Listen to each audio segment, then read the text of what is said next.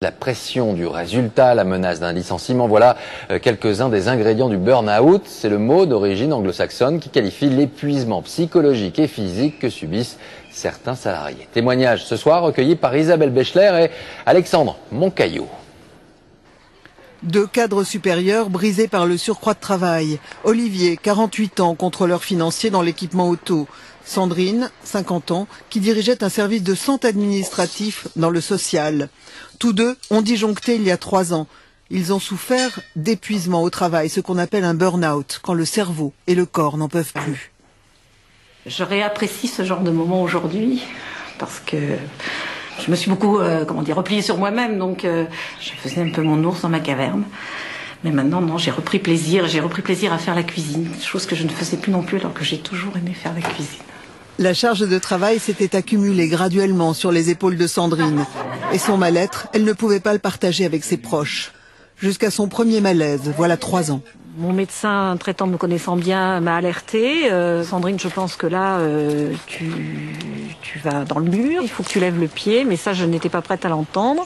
5 mois plus tard, lumbago. Sandrine a le dos bloqué 10 jours. J'avais toujours cette impression d'être indispensable, de ne pas pouvoir m'arrêter, parce que si je m'arrêtais, tout s'arrêtait. Des symptômes variables, mais quelques constantes, sommeil perturbé, irritabilité.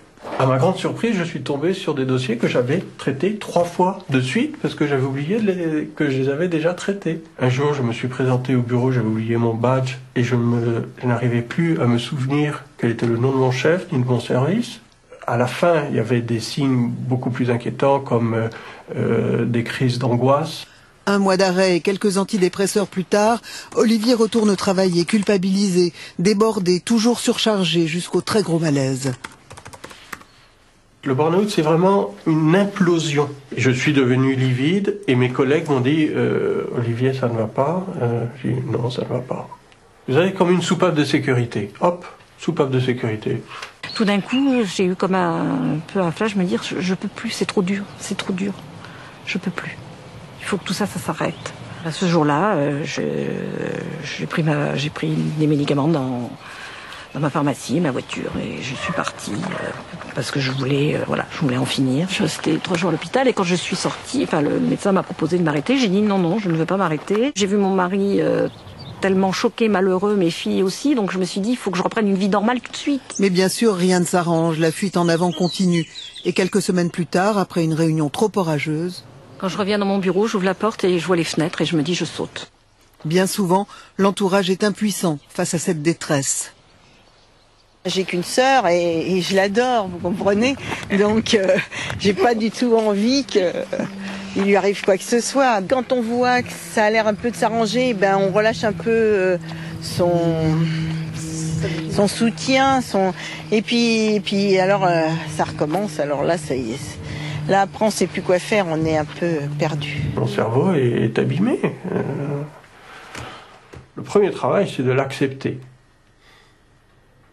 Mais c'est pas facile. Vous voyez, ça c'est un jeu pour enfants de 10 ans. Hein, voilà ce dont je suis capable. Olivier, c'est une tête. Son métier, le contrôle financier, mobilisait une grande concentration qu'il essaie de reconquérir avec ce type de maquette aujourd'hui. Un jeu d'enfant normalement. Or, il a peiné pour en venir à bout.